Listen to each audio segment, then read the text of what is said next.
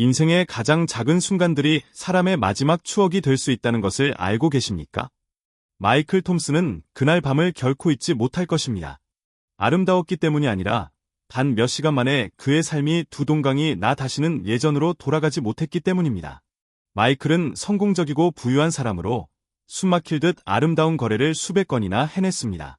언론은 그를 항상 수십억 달러 거래의 달인, 회복력, 냉정함, 그리고 결단력의 귀감으로 칭송합니다. 하지만 그가 비참하게 실패한 한 가지가 있습니다. 바로 아버지 역할을 하는 것입니다. 너무 바빴고, 항공편도 너무 많았고, 비밀 회의도 너무 많았고, 계약서도 작성하지 않았습니다. 그러다 딸이 17살이라는 사실을 갑자기 깨달았을 때, 두 사람 사이의 거리가 바다만큼 멀다는 사실에 그는 경악했습니다. 그래서 그날 오후, 그는 모든 일정을 제쳐두고 제시카와 함께하기 위해 여러 약속을 취소하기로 결심했습니다. 그는 그 실수를 만회하고 싶었습니다. 그는 점점 사라져가는 무언가를 찾고 싶었다. 제시카는 처음에는 망설였지만 더 이상 전화도 비서의 방해도 없을 거라는 아버지의 약속을 듣자 눈빛이 환해졌다. 단 둘만의 시간. 해변에서 보낸 오후, 소박한 저녁 식사, 그리고 은은한 음악이 흐르는 차를 타고 돌아오는 길. 마이클은 오랜만에 미소를 지었다. 업무적인 미소가 아닌 마치 17살 소녀의 순수한 미소였다. 서로에게 낯선 존재처럼 보였던 두 영혼은 점차 다시 공통의 리듬을 찾았다. 그리고 어쩌면 운명이 허락한다면 그것이 치유의 여정의 시작점이 될지도 모른다. 하지만 운명은 잔인하다. 종종 사람들에게 희망을 주지만 가장 절망적인 순간에 모든 것을 질식시켜 버리곤 한다. 그들의 차는 인적 없는 길을 달리고 있었다. 마이클은 이번 주말에 제시카를 데리고 멀리 떨어진 곳으로 여러 번 휴가를 갈까 생각했다. 그는 자신의 실수를 만회하고 싶었다. 하지만 순식간에 모든 것이 폭발했다. 끔찍한 비명, 눈부신 빛의 번쩍임, 세상을 무너뜨리는 충돌. 마이클은 마치 내던져진 듯 핸들에 쾅하고 부딪히는 것 같았다. 귓가가 융잉거렸다. 금속이 부서지고 유리가 깨지는 소리, 그리고 영혼을 찢는 듯한 끔찍한 소리가 들렸다. 눈을 떴을 때 모든 것이 어둡고 깜빡였다. 이마에서 피가 흐르는 것이 어렴풋이 느껴졌지만 조수석으로 돌아섰을 때 느꼈던 공포에 비하면 고통은 아무것도 아니었다. 제시카는 미동도 없었다. 세상이 멈췄다. 그는 그녀의 이름을 외쳤지만 아무런 대답도 없었다. 그녀의 얼굴은 창백했고 머리카락은 피로 흠뻑 젖어 있었다. 그는 떨리는 손으로 그녀의 목을 차갑게 눌렀다. 맥박은 느껴졌지만 마치 끊어질 듯 약했다. 그는 공황 상태에 빠져 창문을 두드리며 도움을 요청하려 했었다. 수많은 생각이 그의 머릿속을 맴돌았다. 난 그녀를 잃을 수 없어. 보상할 시간이 없었어. 구급차 사이렌 소리가 멀리서, 그리고 점점 가까워졌다. 사람들이 그를 고철 더미에서 끌어냈다. 마이클은 딸을 꼭 안아달라고, 딸과 함께 가달라고 소리쳤다. 그는 마치 미친 사람처럼 버둥거렸다. 마음속 깊이, 만약 자신이 놓아준다면 딸이 다시는 눈을 뜨는 모습을 볼 수 없을지도 모른다는 것을 알고 있었기 때문이다. 구급차는 밤으로 달려갔고 사이렌 소리가 정적을 뚫고 울려 퍼졌다. 마이클은 들것 옆에 앉아 제시카의 작은 손을 꽉 잡았다. 살아야 해. 살아야 해. 제시카. 모든 걸 포기하겠다고 약속해. 너와 함께하겠다고 약속해. 날 떠나지 마. 마치 다가오는 죽음의 낫에 맞서 사랑을 쓸 수 있을 것처럼 그는 절망적으로 속삭였다. 응급실 문이 열렸다. 의사들이 달려들었다. 일련의 긴급 의료 지시가 울려 퍼졌다. 마이클은 밖에 서 있었다. 다리는 떨리고 눈은 마치 죽은 사람 같았다. 매 순간이 마치 100년처럼 길게 느껴졌다. 그는 의사가 외치는 소리를 들었다. 심각한 뇌출혈, 두개골 골절, 경추골절. 그의 심장이 터질 듯했다. 그 순간 마이클의 모든 영광, 모든 돈, 모든 명예는 무의미해졌다. 한때 세계 금융계를 고개 숙이게 했던 그 남자는 이제 복도에 무릎을 꿇고 눈물을 흘리며 기적을 기도하는 한 명의 아버지에 불과했다. 마지막 희망의 장소로 알려진 세인트 메리 병원은 이제 죽음의 경기장 같았다. 사람들은 뛰고, 소리치고, 기계를 들고, 피를 흘리고, 간헐적으로 심전도 검사 소리를 들었다. 마이클은 이 모든 것을 지켜보며 심장이 가느다란 실에 매달려 있었다. 그는 딸과 함께한 모든 순간을 기억했다. 어렸을 때 제시카의 미소, 약속을 어기고 학교 교문 밖에서 기다리게 했던 때들, 그녀가 그린 그림들을 책상 위에 올려놓고 잠깐 흘끗 본 후 계약서에 서명하기 위해 옆으로 밀어냈던 때들, 모든 것이 보이지 않는 고발장처럼 밀려들어와 가장 잔혹한 심판을 내렸다. 바로 아이를 잃은 것이다. 안 돼. 이렇게 끝날 순 없어.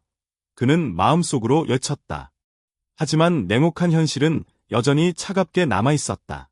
제시카의 몸은 수술대 위에 미동도 없이 누워있었다. 한쪽에는 죽음의 나디, 다른 한쪽에는 시간이 촉박하게 흐르고 있었다. 마이클은 이 순간부터 인생에서 가장 치열한 싸움을 치러야 한다는 것을 알고 있었다. 뇌물로 줄 수도, 협상으로 줄 수도 없는 싸움이었다. 그는 오직 기도하고 희망할 수밖에 없었다. 빠른 발소리와 기계의 빠른 작동음 속에서 마이클은 마치 돌로 변한 듯 꼼짝도 하지 않았다. 그는 아주 분명하게 느꼈다. 이 운명적인 밤이 모든 것을 바꿔놓을 것이다. 제시카의 운명뿐만 아니라 그의 삶 전체를. 마이클은 응급실 벤치에 꼼짝도 하지 않고 앉아 있었다. 얼마나 시간이 흘렀는지 알 수 없었다. 머릿속에는 오직 하나의 소리만 울려 퍼졌다. 철문 너머에서 들려오는 제시카의 심박수 모니터 소리였다. 박동 하나하나가 마치 칼이 가슴 깊숙이 꽂히는 것 같았다.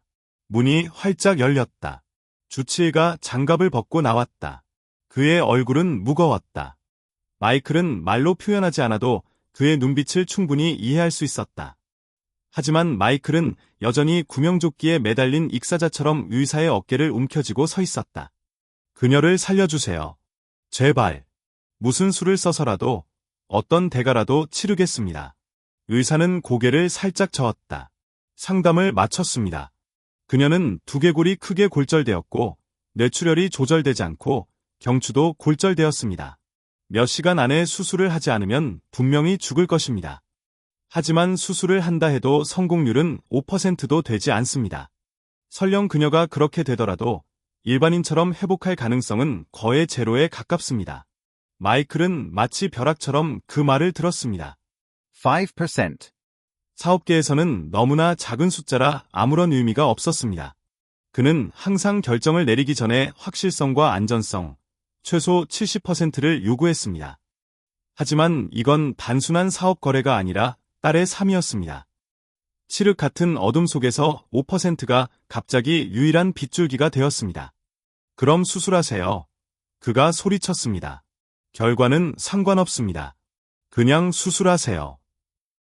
하지만 의사들은 하나둘씩 고개를 저었습니다.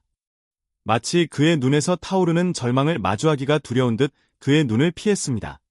나이든 의사가 천천히 말했습니다. 우리 중 누구도 감히 칼을 들 수 없습니다. 위험이 너무 큽니다. 실패하면 환자를 잃을 뿐만 아니라 우리 경력까지 망가뜨릴 것입니다. 그 말은 마이클의 가슴에 산을 쏟아부었습니다. 그는 주위를 둘러보았지만 고개를 숙인 얼굴들만 보였습니다. 인류 병원의 의료진 전원이 물러서기로 결정한 것이었습니다. 그들은 제시카를 죽음이 오기만을 기다리게 하고 자신들은 안전한 곳을 택했습니다. 마이클은 의자에 털썩 주저앉아 두 손으로 머리를 감싸 쥐었습니다. 그의 머릿속에는 그날 오후 해변에서 딸이 미소 짓는 모습이 떠올랐습니다. 그 모습은 밝고 눈부셨지만 이내 어둠에 삼켜졌습니다. 그는 받아들일 수 없었습니다. 도저히. 그는 벌떡 일어나 소리쳤습니다. 다른 사람을 찾아야겠어. 지금 당장 세계 최고의 의사들을 불러오겠습니다. 시간이 없습니다, 톰슨 씨.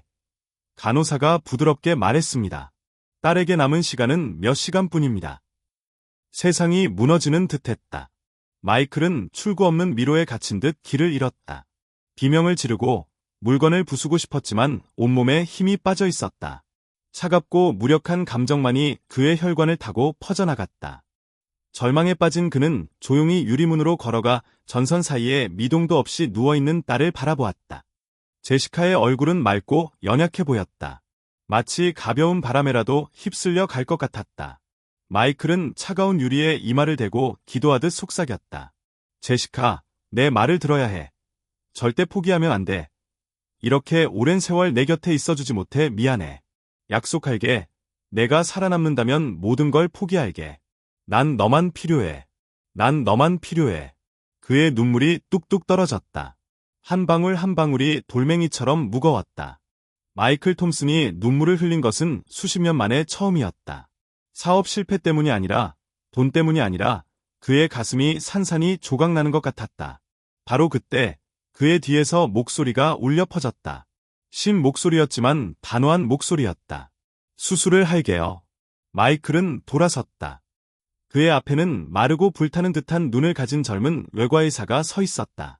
그는 짧게 말했다. 17살 소녀가 죽기만을 기다리는 것을 가만히 지켜볼 수는 없습니다. 위험을 감수하겠습니다. 진료실 전체가 분노에 차서 울부짖었다. 어떤 이들은 그가 미쳤다고 했고, 어떤 이들은 그의 경력이 끝났다고 했다. 하지만 마이클은 더 이상 듣지 않았다. 그는 젊은 의사의 손을 꽉 잡고 앞으로 달려갔다. 감사합니다. 신의 축복이 있기를. 필요한 것이 무엇이든 제가 처리하겠습니다. 의사는 가볍게 고개를 끄덕였다. 당신이 우리를 믿어주기만 하면 됩니다. 그리고 따님에게 끝까지 싸워야 한다고 전해주세요. 마이클은 감정에 목이 메어 말을 잇지 못했다. 그 순간 그는 돈으로 용기를 살 수 없다는 것을 깨달았다. 한 젊은이가 제시카에게 한 줄기 희망을 주기 위해 자신의 경력 전체를 걸었다. 그의 권력 있는 세상에서 그 누구도 그에게 줄 수 없는 희망이었다. 수술이 시작되었다. 수술실 문이 쾅 닫혔다. 마이클은 다시 복도에 앉아 있었지만 이번에는 더 이상 절망의 어둠 속이 아니라 희미한 희망의 빛 속에 있었다. 그는 몇 시간 동안 조용히 기도하며 딸에게 어린 시절 이야기, 놓쳤던 날들, 제시카가 꾸지 못했던 꿈들에 대해 이야기했다. 마치 딸이 들을 수 있는 것처럼, 마치 한마디 한마디가 그녀를 살려줄 것처럼 말했다. 시간이 흘렀고 매 순간이 마치 100년처럼 느껴졌다. 수술실 조명이 깜빡일 때마다 마이클의 가슴이 조여왔다. 너무 꽉 쥔 손은 굳은 살이 박힌 듯 떨렸다. 그때 문이 열렸다. 젊은 의사가 땀을 뻘뻘 흘리며 나왔다. 얼굴은 지쳐 있었지만 눈은 여전히 밝았다. 그는 살짝 고개를 끄덕였다. 그녀는 살아있어. 마이클은 아이처럼 울음을 터뜨리며 쓰러졌다. 미래가 어떻게 될지, 제시카가 어떻게 회복될지 신경 쓰지 않았다. 그녀가 살아있는 한 그에게는 보상할 기회, 사랑할 기회, 진정한 아버지가 될 기회가 있었다. 며칠 후 제시카는 잠에서 깨어났다. 그녀의 약한 눈이 떠지며 하얀 방을 둘러보았다. 그리고 그녀가 처음 본 것은 수척해 보이지만 빛나는 아버지의 얼굴이었다. 마이클은 그녀의 손을 잡고 떨리는 목소리로 속삭였다. 해냈어, 제시카. 넌 내가 아는 가장 강한 전사야. 이제부터 다시는 널 떠나지 않을 거야. 제시카의 눈물이 눈가를 타고 흘러내렸다. 아직 말을 할 수는 없었지만 마치 아빠를 부르고 싶은 듯 입술이 살짝 움직였다. 그 순간 마이클은 깨달았습니다. 세상의 어떤 사업 거래도 딸과의 짧은 순간만큼 가치 있지 않다는 것을. 수술은 부분적으로만 성공적이었습니다. 제시카는 긴 회복 기간과 고통, 그리고 한계에 맞서야 했습니다. 하지만 마이클은 변화했습니다. 그는 모든 직책을 포기하고 회사 운영은 다른 사람에게 맡기고 모든 시간을 딸에게 바쳤습니다. 매일 그와 제시카는 물리치료를 받고 책을 읽고 음악을 듣고 서로의 두려움과 희망을 나누었습니다. 그는 때로는 5%의 희망만으로도 기적을 만들어낼 수 있다는 것을 깨달았습니다. 그리고 가장 중요한 것은 완벽한 결과가 아니라 아무리 연약하더라도 위험을 감수하는 용기라는 것을 깨달았습니다. 수년 후 제시카가 보조대를 이용해 걸을 수 있게 되었을 때 아버지와 딸은 위약 컨퍼런스에서 군중 앞에 섰습니다. 마이클은 그 운명적인 밤, 젊은 의사의 과감한 결정, 그리고 포기하지 않은 한 소녀의 놀라운 강인함에 대한 이야기를 들려주었습니다. 그는 청중 전체를 침묵하게 만든 한마디로 연설을 마무리했습니다. 세상은 희망이 5%밖에 없다고 말할지 모릅니다. 하지만 감히 그 희망을 붙잡는다면 그 5%가 당신 삶의 의미의 100%가 될 수 있습니다. 관객들은 박수를 쳤습니다. 하지만 마이클에게 들리는 유일한 소리는 옆에서 메아리치는 제시카의 웃음소리뿐이었습니다. 그 단순한 소리는 사랑과 용기가 죽음조차 이길 수 있다는 사실을 보여주는 증거였습니다. 그리고 그 순간 그는 확신했습니다. 그의 삶은 더 이상 사업 거래가 아니라 더 영원한 무언가, 아버지와 아들 사이의 사랑에 속해 있다는 것을. 마이클은 차가운 타일 바닥에 무릎을 꿇었다. 그의 손은 거지처럼 떨렸고 그의 목소리는 절망에 떨렸다. 간청하건대 누구든 내 딸을 살릴 수 있다면 당장 1,000억 원을 드리겠어요. 약속합니다. 딸을 구해주세요. 그의 말이 복도에 울려 퍼지며 병원 전체를 뒤흔들었다. 그 숫자는 너무나 끔찍했고 돈이라는 개념조차 상상할 수 없을 정도였다.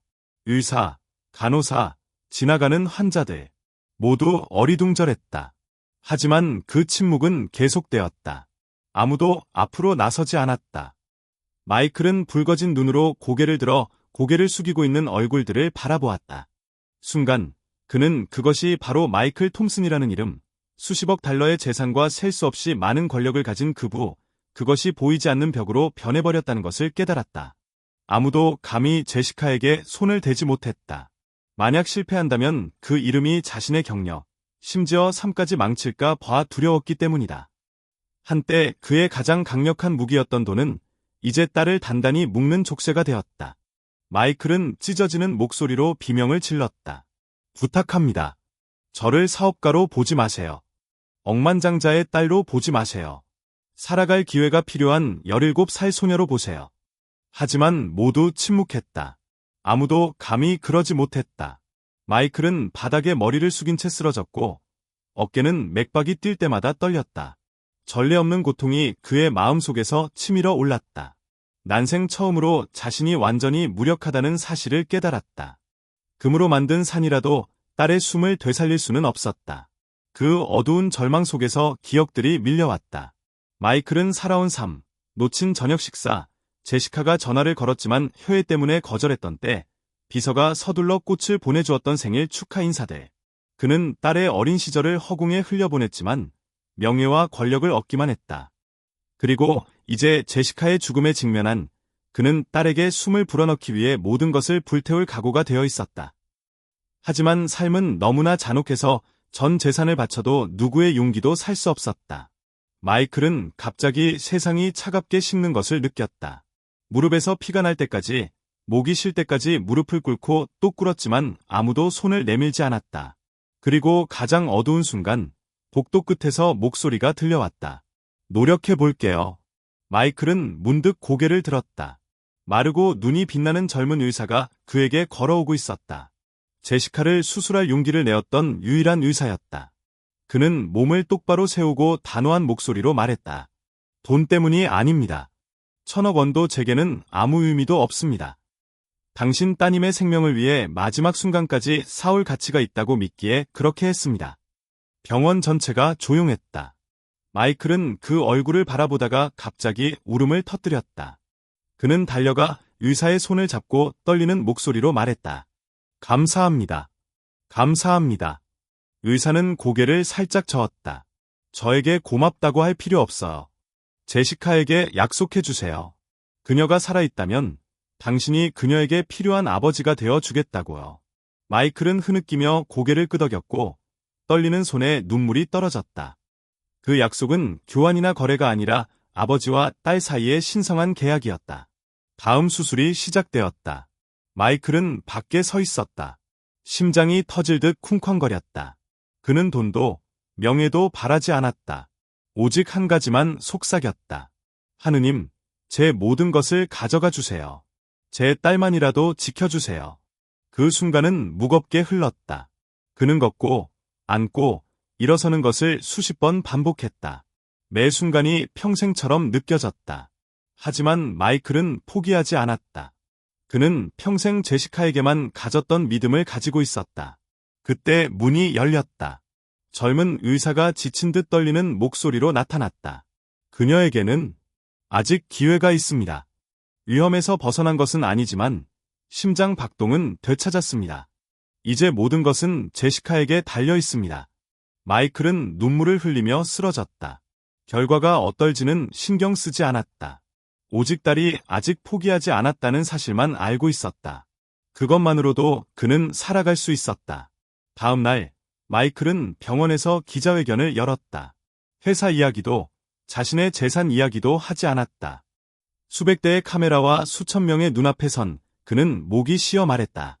제 딸을 구한 사람에게 1,000억 원을 주겠다고 약속했습니다. 하지만 오늘 저는 이렇게 말하고 싶습니다. 돈으로는 생명을 구할 수 없습니다. 생명을 구할 수 있는 유일한 것은 용기와 사랑입니다. 이야기를 듣는 모든 분들이 기억하시기를 바랍니다. 생명을 잃을 때까지 기다리지 말고 한때 가지고 있었던 것을 깨달으십시오. 그의 말은 수백만 명의 마음을 울려 퍼졌다. 한때 세계 권력의 상징으로 여겨졌던 한 남자가 자신의 무력함을 고백하고 딸의 미소만이라도 지켜달라고 애원하는 모습을 보고 많은 사람들이 눈물을 흘렸습니다. 마이클은 더 이상 억만장자도 거물도 아닙니다. 그는 그저 아버지일 뿐입니다. 딸의 모든 순결을 되찾기 위해 모든 것을 포기한 아버지입니다. 그 후 제시카는 몇 달 동안 회복에 힘썼습니다. 몸은 여전히 많은 제약을 받지만 정신은 놀라울 정도로 강합니다. 모든 발걸음, 모든 미소는 아버지의 변함없는 사랑을 증명합니다. 1년 후 아버지와 딸은 의료 윤리에 관한 국제 포럼에 참석했습니다. 마이클은 더 이상 차가운 사업가의 모습이 아닌 믿음으로 빛나는 아버지로 딸 곁에 서 있었습니다. 그는 세상 앞에 무릎을 꿇고 딸을 잃으니 차라리 모든 것을 잃는 게 낫다고 고백했던 순간을 회상했습니다. 그리고 그는 청중 모두를 침묵하게 만드는 한마디로 연설을 마무리했습니다. 저는 돈이 곧 힘이라고 생각했습니다.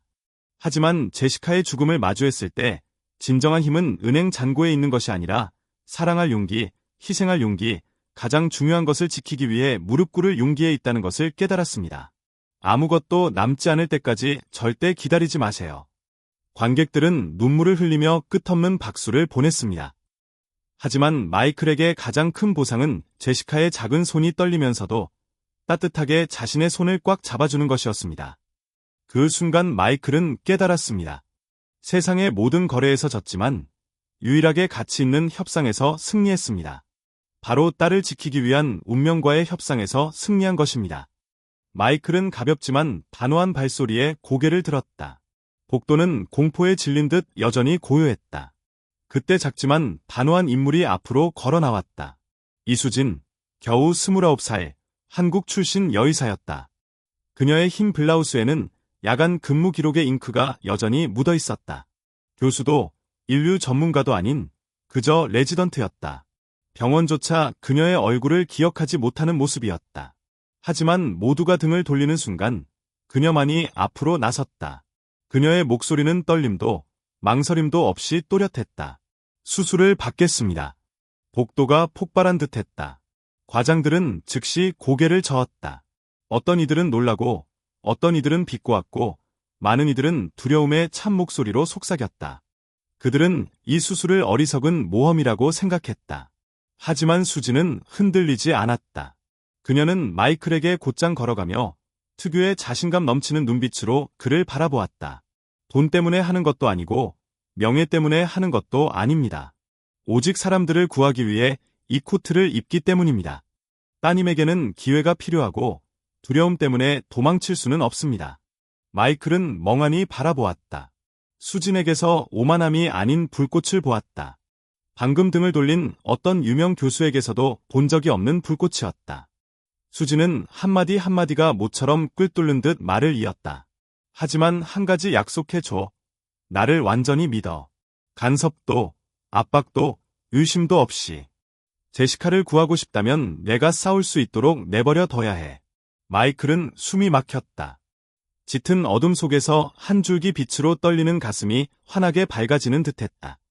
그는 그녀의 손을 꽉 잡고 오랫동안 꽉 쥐었다가 신 목소리로 말했다. 약속해. 소식은 들불처럼 퍼져나갔다. 언론이 병원을 에워싸고 온라인 커뮤니티가 들끓었고 온 사회가 지켜보았다. 아직 30살도 채 되지 않은 젊은 레지던트는 최고의 외과의들이 거부했던 수술을 감행했습니다. 어떤 이들은 그녀를 영웅이라 칭송했고 어떤 이들은 그녀의 오만함을 비난했습니다. 하지만 수지는 신문을 읽거나 인터뷰를 하지 않았습니다. 일기에 간략하게만 적었습니다. 실패하더라도 적어도 맹세는 지켰다는 의미입니다. 수술 당일, 마이클은 수술실 밖에 서서 피가 날 때까지 손을 꽉 쥐고 있었습니다. 그는 한때 권력과 돈이 세상을 움직일 수 있다고 믿었습니다. 하지만 이제 딸의 생명은 젊은 의사의 떨리지만 단호한 손에 맡겨졌습니다. 그는 그저 믿을 수밖에 없었습니다. 수술실에서 수지는 젊은 간호사, 기술자들로 구성된 팀을 이끌었다. 그들은 명령에 복종하는 데 익숙했다. 하지만 수진의 눈빛은 그들에게 자신감을 불어넣었다. 마치 가족처럼 일하라. 실수할 권리는 없지만 희망을 가질 권리는 있다. 모두가 고개를 끄덕였다. 그리고 전투가 시작되었다. 수술은 몇 시간 동안 이어졌고 모든 신경이 곤두섰다. 제시카는 때때로 심장이 멎기도 하고 때로는 혈압이 도저히 살아날 수 없을 정도로 떨어지기도 했다. 밖에서는 마이클이 무릎을 꿇고 평생 한 번도 해본 적 없는 기도를 속삭였다. 수술실에서 들려오는 길고 짧은 삐 소리 앞에서 모든 권력, 모든 부는 순식간에 무의미해졌다. 생사의 기로에 선 수지는 크게 외쳤다. 내가 책임진다. 계속하라. 그녀는 몸을 떨었지만 물러서지 않았다. 손은 피투성이었지만 눈은 빛났다. 모든 대원들이 그 흐름에 휩쓸렸다. 그때 온 힘을 다해 심장이 쿵쾅거리며 뛰는 순간 화면에 희미한 신호가 나타났다. 제시카는 아직 숨을 쉬고 있었다. 숨은 약했지만 생명이었다. 문이 열리자 수진이 땀과 눈물이 뒤섞인 채 밖으로 나왔다. 마이클이 달려왔고 그가 묻기도 전에 수진은 살짝 고개를 끄덕였다. 아직 기회가 있어. 남은 건 제시카의 싸움이야. 마이클은 그녀의 어깨를 껴안고 눈물을 참았다. 처음으로 그는 상실감 때문이 아니라 방금 값진 선물을 받았다는 사실, 즉 인류에 대한 믿음을 느꼈기 때문에 울었다. 수진에 대한 소식은 전 세계에 퍼졌다. 사람들은 그녀를 미친 의사, 백의의 천사라고 불렀다. 하지만 수진은 그 말을 듣고 미소만 지었다. 자신이 영웅이 아니라 모두가 떠난 후에도 남기로 선택한 의사일 뿐이라는 것을 알고 있었다.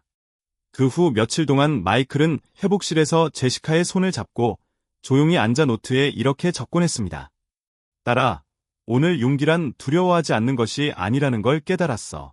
용기란 모두가 등을 돌릴 때에도 계속 앞으로 나아가는 거야.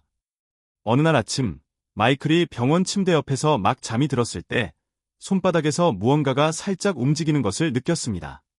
눈을 뜨자 제시카의 가느다란 손가락이 살짝 움직이는 것이 보였습니다. 아빠의 시선을 마주치자 그녀의 눈은 흐릿했지만 밝게 빛났습니다. 마이클은 딸을 품에 안고 마치 악몽에서 깨어난 아이처럼 울음을 터뜨렸습니다. 제시카가 깨어난 날 병원 전체가 폭발했습니다. 많은 간호사들이 울음을 터뜨렸고 많은 젊은 의사들이 악수를 했습니다. 하지만 저 멀리 구석에서 조용히 서서 차분하게 미소 짓는 사람은 수진이었습니다. 그녀는 그 순간이 자신의 것이 아니라 운명이 두 번째 기회를 준 아버지와 딸의 것임을 알고 있었습니다. 몇 주 후, 마이클은 병원에서 작은 회의를 열었습니다. 기자회견도, 언론도 없었습니다. 오직 의료진과 환자, 그리고 평범한 사람들만 있었습니다. 그는 일어서서 모두 앞에서 수진을 껴안고 눈물을 흘리며 말했습니다. 그날, 모두가 등을 돌렸습니다. 하지만 당신은 일어섰습니다. 돈 때문이 아니라, 명예 때문이 아니라, 제 목숨을 위해서였습니다. 당신은 제시카를 구했을 뿐 아니라 저를 구했습니다. 방 안은 침묵에 잠겼고 곧 박수갈채가 터져 나왔습니다. 수진은 고개를 숙였습니다. 자부심 때문이 아니라 겸손함의 표시였습니다. 그리고 마이클은 모두의 눈에 눈물을 흘리게 하는 메시지로 마무리했습니다. 만약 누군가 그 사건으로 제가 무엇을 잃었냐고 묻는다면 저는 이렇게 대답할 것입니다. 권력과 돈에 대한 모든 환상을 잃었습니다. 하지만 누군가 제가 무엇을 얻었냐고 묻는다면 저는 이렇게 대답할 것입니다. 단 한 사람이라도 용기를 내어 일어선다면 세상은 달라질 것이라는 교훈을 얻었습니다. 이야기는 젊은 의사, 무릎 꿇은 아버지, 그리고 죽음에서 돌아온 소녀에 대한 이야기입니다. 하지만 무엇보다도 이야기는 용기와 사랑의 힘에 대한 이야기입니다. 돈으로는 결코 살 수 없는 것들입니다. 제시카의 수술이 초기에는 성공적이었음에도 불구하고 세인트 메리 병원 전체가 흔들렸습니다. 소식은 복도에 퍼져나갔고 의사들은 토론을 벌이며 수진에게 시선을 집중시켰습니다.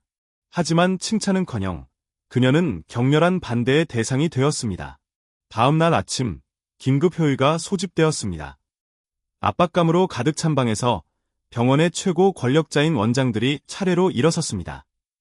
그들은 분노와 경멸이 뒤섞인 눈으로 수진을 바라보았습니다. 은발의 낮은 목소리의 헤이든 원장은 수술대에 손을 콱 내리쳤습니다. 용서받을 수 없는 짓을 저질렀습니다. 모든 전문의가 만장일치로 거부한 수술을 당신이 어떻게 받아들일 수 있습니까? 단 하나의 작은 실수가 병원 전체를 심연으로 끌어내릴 수 있다는 것을 알고 있습니까? 항상 모든 결정을 주도했던 화이트 원장은 말을 이었습니다. 이 박사님, 이게 드라마라고 생각하십니까? 환자의 목숨을 도구로 삼아 용감함을 증명하다니 마치 무모한 짓을 하는군. 제시카가 살아남지 못하면 언론이 이 병원의 명예를 실추시킬 것이고 그 모든 책임은 우리에게 전가될 것이다. 수지는 등을 곧게 펴고 두 손을 꽉 움켜쥐고 말없이 앉아 있었다. 모든 공격과 비난에 귀 기울였다. 그들의 눈에 그녀는 마치 파교의 폭탄을 터뜨린 미치광이와 다를 바 없었다. 또 다른 선임 의사는 입술을 비죽였다. 레지던트 몇 학년이십니까?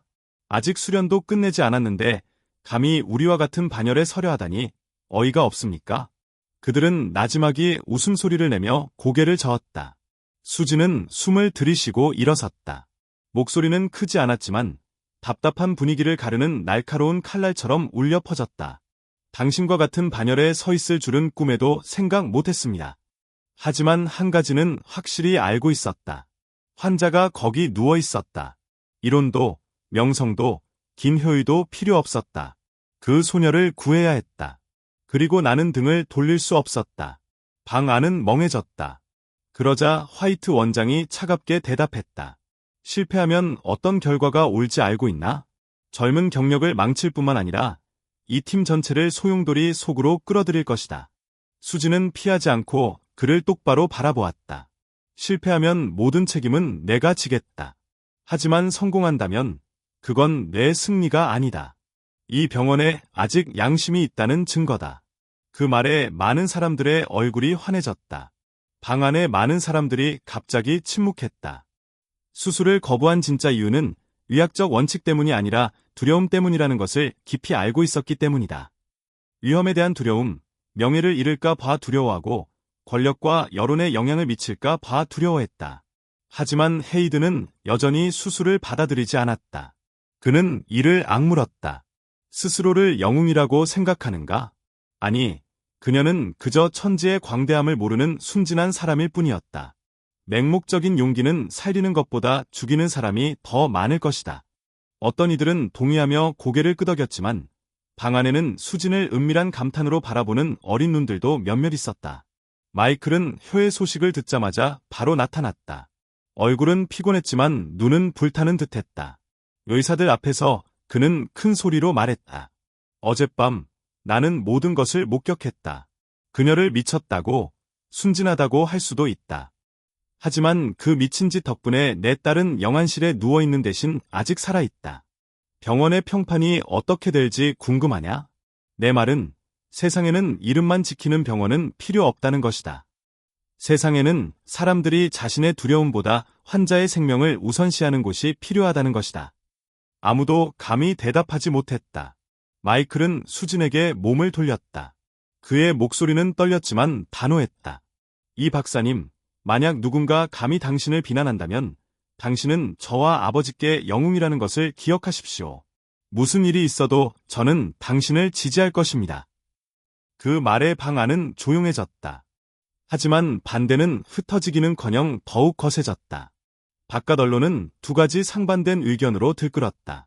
한쪽은 수진을 용기의 상징으로 칭송했고 다른 한쪽은 그녀를 자신의 이름을 알리기 위해 목숨을 걸 사람이라고 불렀다.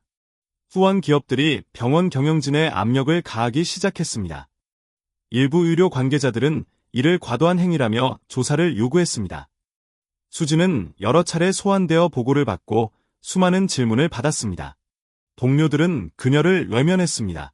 많은 사람들이 더 이상 그녀에게 인사조차 하지 않았고 심지어 눈을 마주치지 않으려 했습니다. 작은 휴게실에서 수진은 혼자 앉아 차가운 도시락을 허둥지둥 먹고 있었습니다. 때때로 그녀는 위아해했습니다. 정말 자신이 틀렸던 걸까? 하지만 수술대 위에서 떨리는 제시카의 손, 마이클의 눈물이 떠올라 주먹을 꽉 쥐었습니다. 어느 날 오후, 헤이든이 그녀를 찾아왔습니다. 그는 더 이상 소리치지 않고 지친 목소리로 말했습니다. 리 선생님, 저는 이 일을 30년 넘게 해왔습니다. 실패를 너무 많이 봐왔습니다. 오늘은 한 사람을 살릴 수 있지만 앞으로 수백 명의 실패를 감당할 수 있겠습니까? 수지는 단호하게 대답했습니다. 감당할 수 있을지 모르겠습니다. 하지만 그날 등을 돌리면 자신도 감당할 수 없을 거라는 걸 알고 있습니다. 헤이드는 오랫동안 그녀를 바라보았습니다. 그의 늙은 눈은 살짝 떨리고 있었습니다. 그는 더 이상 아무 말도 하지 않고 돌아섰습니다. 그동안 제시카는 여전히 깊은 혼수 상태에 빠져 매일 싸우고 있었습니다. 심장이 쿵쾅거릴 때마다 수진이 달려와 의료진과 함께 그녀를 살리려 애썼습니다. 그럴 때마다 여론은 들끓었습니다. 보세요. 보세요. 딸아이는 아직 위독합니다. 모두 헛된 도박이었습니다. 마이클은 지쳤지만 포기하지 않았습니다. 그는 언론 앞에 서서 담대하게 선언했습니다. 제 딸에게 무슨 일이 생긴다 해도 이 선생님 탓이 아닙니다. 운명입니다.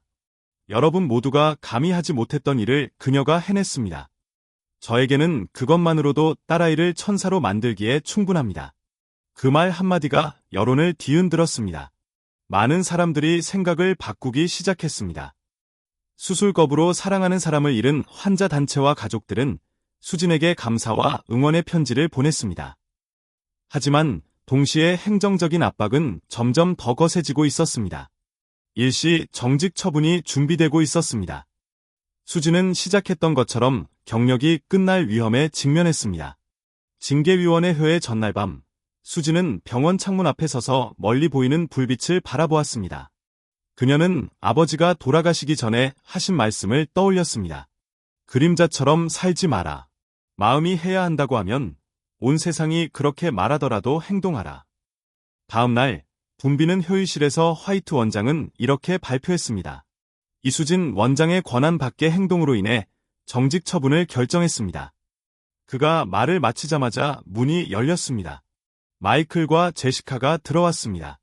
제시카는 깨어나 휠체어에 앉아 있었습니다. 얼굴은 창백했지만 눈은 빛나고 있었습니다. 방 안은 온통 침묵으로 가득했습니다. 제시카는 모두를 훑어보더니 약하지만 또렷한 목소리로 말했다. 이 박사님이 없었다면 저는 오늘 여기에 없었을 겁니다. 무모하다고도 미쳤다고도 할 수 있죠. 하지만 저에게 그녀는 제가 살아있는 이유입니다. 그리고 저는 묻습니다. 제 목숨을 구해준 사람을 아직도 벌하실 건가요? 그 질문은 모든 논쟁을 꿰뚫는 칼날 같았다. 아무도 감히 소녀의 눈을 똑바로 쳐다보지 못했다. 마이클은 소녀의 어깨에 손을 얹고는 의회를 향해 돌아섰다. 당신의 결정은 상관없습니다. 하지만 한 가지 약속하겠습니다. 이 병원이 감히 이 박사에게 손을 댄다면 저는 제 모든 권력과 부를 사용하여 그녀를 보호하겠습니다. 그 말의 무게에 숨이 막힐 듯했다. 화이트 원장은 말을 잃었고 다른 의사들은 고개를 숙였다. 오랜 침묵 후 정직 결정은 철회되었다. 수지는 그 자리에 서서 말없이 제시카를 바라보았다. 소녀는 미소를 지으며 뺨에 눈물을 흘렸다. 그 순간 수지는 앞으로의 삶이 아무리 험난하더라도 자신이 옳은 길을 선택했다는 것을 깨달았다. 그리고 그날부터 성모병원뿐 아니라 모든 의료계는 스스로에게 질문해야 했다. 명예를 지키기 위해 환자를 치료하는 것인가? 아니면 생명을 구하겠다는 맹세를 지키기 위해 치료하는 것인가? 제시카가 깨어난 후 모든 것이 진정된 듯했다. 하지만 사실 그 이면에는 더욱 거센 기류가 감돌았다. 병원의 많은 의사들은 더 이상 수진을 공개적으로 반대하지는 않았지만 여전히 그녀를 조용히 피하며 복도에서 비아냥거리는 말을 속삭였다. 그들의 눈의 수지는 그저 일시적인 현상일 뿐, 환자들의 행운에 기대는 운 좋은 사람일 뿐, 수술대에 오를 자격이 있는 의사는 아니었다. 하지만 수지는 개의치 않았다. 그녀는 대부분의 시간을 제시카의 침대 곁에서 숨소리, 작은 변화 하나하나까지 살폈다. 밤에 몇 분 졸다가 알람 소리에 갑자기 깨어나기도 했다. 그럴 때마다 젊은 간호사 사라가 항상 그녀에게 달려와 절대적인 신뢰로 반짝이는 눈빛을 보여주었다. 사라는 베테랑 간호사들만큼 훌륭하지는 않았지만 수진이 무엇보다 소중하게 여기는 것이 있었다. 바로 진심이었다. 단 한 번도 불평하지 않고 단 한 번도 두려워하지 않는 진심이었다. 모두가 등을 돌리자 사라가 앞으로 나섰다. 어느 날 함께 긴 응급 상황을 겪고 난 후 사라는 땀과 피가 묻은 손으로 수진을 바라보며 힘없이 웃었다. 어디서 그렇게 버틸 수 있는 힘이 나오는지 모르겠어. 하지만 계속 싸운다면 널 버리지 않을 거야. 그 단순한 말에 수진은 할 말을 잃었다. 지친 눈에 작지만 눈부신 빛이 보였다. 마치 혹독한 겨울을 따뜻하게 데워주는 불처럼. 하지만 대수술에는 그 이상의 것이 필요했다. 수진은 분명히 알고 있었다. 자신과 사라만으로는 상황을 반전시킬 수 없다는 것을. 그리고 희망이 거의 사라지려던 순간 갑작스러운 등장이 모든 것을 바꿔놓았다. 그날 오후 수진이 작은 방에서 진료 기록을 읽고 있을 때 문이 열렸다. 회색 머리의 남자가 느리지만 위풍당당하게 걸어 들어왔다. 수진은 놀라서 고개를 들었다. 선생님, 존슨, 데이비드 존슨. 그녀가 인턴 시절 내내 신세를 졌던 스승이자 의료윤리의 기본 원칙을 가르쳐준 스승이 그곳에 서 있었다. 그의 눈은 부드럽지만 깊었다. 선생님이 소식을 들으셨습니다. 따뜻하지만 단호한 목소리로 말했다. 그리고 그는 파일을 읽었다. 수진은 감동과 걱정이 뒤섞인 채 재빨리 일어섰다. 선생님, 그럴 필요 없어요. 이 일로 너무 많은 문제가 생겼거든요. 하지만 존슨이 말을 끊었다. 아니, 문제가 생겨서 제가 와야 했어요. 당신 말이 맞아요. 수진. 당신은 모두가 잊었던 일을 해냈어요. 환자를 최우선으로 생각했죠. 그리고 당신이 계속하기로 결정한다면 저는 당신을 위해 거기에 있을 거예요. 수진의 눈에 눈물이 고였다. 그 순간 모든 외로움과 무거운 압박감이 순식간에 사라졌다. 다시는 만나지 못할 거라고 생각했던 존슨이 그녀가 가장 절박한 순간에 나타난 것이다. 사라는 그의 옆에 서서 눈을 빛냈다. 세 사람은 더 이상 말이 필요 없이 서로를 바라보았다. 진정한 아군이 온 것이다. 그날부터 분위기가 바뀌었다. 존슨은 풍부한 경험과 묵직한 목소리, 그리고 거장의 침착함을 가지고 왔다. 그는 직접 파일의 모든 페이지를 읽고 수술 계획에서 수정해야 할 부분을 지적했다. 그에게 수진은 더 이상 어린 인턴이 아니라 동료였다. 어느 날 밤, 작은 휴일실에서 존슨은 엑스레이 사진을 펼쳐 보이며 얽힌 혈관을 가리켰다. 이게 가장 큰 도전이야. 한 번이라도 잘못 절개하면 환자는 수술대 위에서 피를 흘릴 거야. 하지만 우리가 힘을 합친다면 해낼 수 있다고 믿어. 수진은 새로운 불꽃으로 눈을 뜨며 고개를 끄덕였다. 사라는 결의에 차 조용히 메모를 적었다. 하지만 존슨의 복귀 소식은 병원 경영진의 걱정을 더욱 키웠다. 비공개 회의에서 화이트 국장은 분노에 차 테이블을 쾅 닫았다. 존슨은 평화롭게 은퇴했어야 했는데 왜 다시 돌아와 우리를 이 혼란 속으로 끌어들였지? 수술이 실패하면 언론은 이를 집단 무모함이라고 부를 거야. 병원 전체가 망신당할 거야. 헤이드는 침묵했지만 그의 눈빛에는 망설임이 스쳐 지나갔다. 존슨이 무모한 사람이 아니라는 것을 그는 알고 있었다. 만약 그가 돌아온다면 그는 진정한 믿음을 가지고 있을 것이다. 수진은 점점 더 노력했다. 존슨과 함께 시뮬레이터에서 모든 동작, 모든 절개, 모든 봉합을 연습했다. 실패할 때마다 포기하지 않고 손이 떨리고 수면 부족으로 눈이 흐릿해질 때까지 반복했다. 사라는 항상 곁에서 땀을 닦아주고 물을 주고 힘을 주었다. 어느 날 밤, 세 사람이 긴 연습을 마치고 조용히 앉아있을 때 존슨이 갑자기 말했다. 수진아, 선생님이 왜 다시 돌아오기로 했는지 알아? 그녀는 고개를 들고 의문 어린 눈빛을 보냈다. 존슨은 멍하니 미소 지으며 먼 곳을 응시했다. 당신이 제가 이 직업에 처음 발을 들여놓은 이유를 떠올리게 해 줬기 때문입니다. 명예나 돈 때문이 아니었습니다. 사람들을 구하겠다는 맹세 때문이었습니다. 오랫동안 잊고 있었네요. 다시 한번 일깨워줘서 고맙습니다. 수진은 목이 메었다. 그 순간 그녀는 자신이 동료를 얻었을 뿐만 아니라 존경하는 스승님께 신뢰를 돌려주었다는 것을 깨달았다. 하지만 밖에서는 반대가 가라앉지 않았다. 몇몇 의사들이 일련의 규정을 들어 수술을 막으려는 청원서에 서명했다. 언론은 가짜 뉴스를 퍼뜨렸고 심지어 수진이 그저 유명해지고 싶어 한다는 날조까지 했다. 수진은 엄청난 압박을 받고 있었지만 이번에는 혼자가 아니었다. 사라는 항상 그녀 곁에 있었고 존스는 벽과 같았다. 그들은 작은 세 사람에 불과했지만 자신들의 결의가 시스템 전체에 맞설 수 있다고 믿었다. 수술 날짜가 정해졌다. 병원 전체가 숨을 죽였다. 밖에는 카메라와 기자들이 몰려들었다. 지지자와 반대자 모두 피켓을 들고 있었다. 온 세상이 지켜보았다. 탈의실에서 수지는 수술복을 입었고 손은 살짝 떨렸다. 사라는 그녀의 손을 꽉 쥐었다. 당신은 혼자가 아닙니다. 존스는 그녀의 어깨에 손을 얹고 단호한 목소리로 말했다. 마음이 이끄는 대로 하세요. 당신은 한 번 해냈으니 이제 다시 해내세요. 수지는 심호흡을 했다. 이제 그녀의 눈에는 두려움이 없었다. 오직 강한 믿음만이 있었다. 삶이 그녀를 기다리고 있었다. 그리고 이번에는 그녀의 곁에 진정한 아군이 있었다. 수술실 문이 열렸다. 하얀 빛이 쏟아져 들어왔다. 모든 것이 고요했다. 생사의 싸움이 시작된 것이다. 모든 것은 모니터에 나타난 제시카의 심장 박동이 느려지면서 시작되었다. 붉은 숫자가 깜빡이고 생사의 싸움을 알리는 북소리처럼 경보가 울렸다.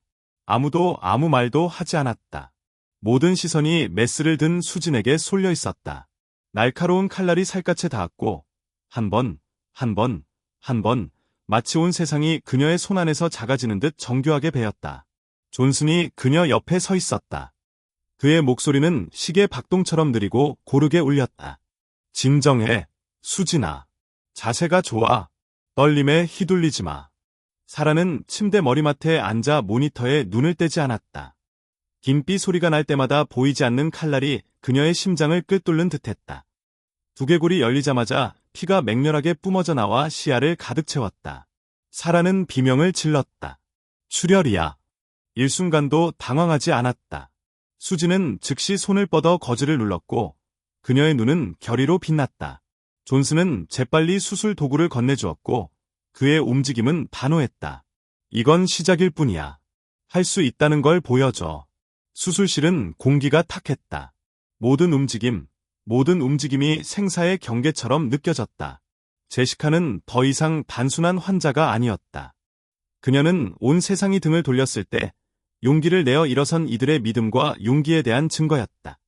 모니터가 갑자기 삐걱거렸다. 제시카의 심장이 멈췄다. 사라는 공황 상태에 빠졌다. V 플랫. 더 이상 박동이 없어. 수지는 모니터를 바라보다가 제시카의 창백한 얼굴을 내려다보았다. 잠시 포기하고 싶었지만 존슨이 소리쳤다. 멈추지 마. 내가 이 수술의 심장이야. 수지는 깜짝 놀라 즉시 명령했다. 전기 충격, 준비 완료. 사라는 떨리는 손으로 패드를 제시카의 가슴에 올려놓았다. 전기 충격이 터지자 그녀의 몸은 경련을 일으켰고 화면은 평평했다. 또다시 두 번째 충격. 여전히 죽음의 문턱에 서 있었다. 공기가 얼어붙었다. 다른 간호사 몇 명이 울음을 터뜨렸다. 존슨은 수진에게로 돌아섰다. 그의 눈은 마지막 불꽃을 퍼뜨리려는 듯 번뜩였다. 수진은 입술을 깨물었다. 떨리는 목소리였지만 단호한 결의가 가득했다. 아직 그녀를 잃을 순 없어. 또. 세 번째 충격. 화면에 맥박이 살짝 느껴졌다. 그리고 또 한 번. 깜빡이던 푸른 곡선이 점차 안정되었다. 맥박이 또 울려. 사라는 눈물을 흘리며 외쳤다. 하지만 축하할 시간은 없었다. 출혈은 멈추지 않았고 피는 여전히 홍수 같았다. 수지는 탈진으로 몸을 떨었고 이마에는 땀방울이 맺혔다. 존슨은 그녀의 어깨에 손을 얹었다. 그의 목소리는 깊고 차분했다. 함께 보내줘. 늙은 손과 어린 손, 두 손이 동시에 밀려들었다. 바늘땀은 번개처럼 빠르고 깔끔하고 단호했다. 한 땀 한 땀이 삶의 경계를 다시 긋는 듯했다. 피가 점차 멈췄다. 맥박도 안정되었다. 제시카의 호흡은 더욱 안정되었다. 사라는 숨이 막혔지만 화면에서 눈을 떼지 않았다. 그리고 가장 어려운 부분이 시작되었다. 척수를 구하는 것이었다. 실패하면 제시카는 살 수 있지만 걸을 수는 없을 것이다. 수지는 그 사실을 알고 잠시 손이 멈췄다. 존슨은 마음속에 메아리치는 속삭임처럼 부드럽게 말했다. 여기까지 왔으니 중간에 멈추지 말라고. 믿음이 널 인도할 것이다. 수지는 잠시 눈을 감았다가 밝은 눈빛으로 눈을 떴다. 가느다란 칼날이 가장 위험한 곳으로 파고들었다. 숨소리 하나 들리지 않았고 아무도 감히 움직이려 하지 않았다. 온 세상이 멈춘 듯했다. 하나, 둘, 셋. 드디어 완벽한 배임이 이루어졌다. 단 1mm도 틀리지 않은 정확한 위치였다. 존슨은 입술을 떨며 살짝 고개를 끄덕였다. 정확해. 사라는 울음을 터뜨리며 동시에 웃었다. 다시 걸을 수 있을 거야. 예전처럼 살 수 있을 거야. 하지만 수지는 멈추지 않았다. 마치 환자의 영혼을 되돌리듯 그녀는 참을성 있게 모든 상처를 꿰매고 봉합했다.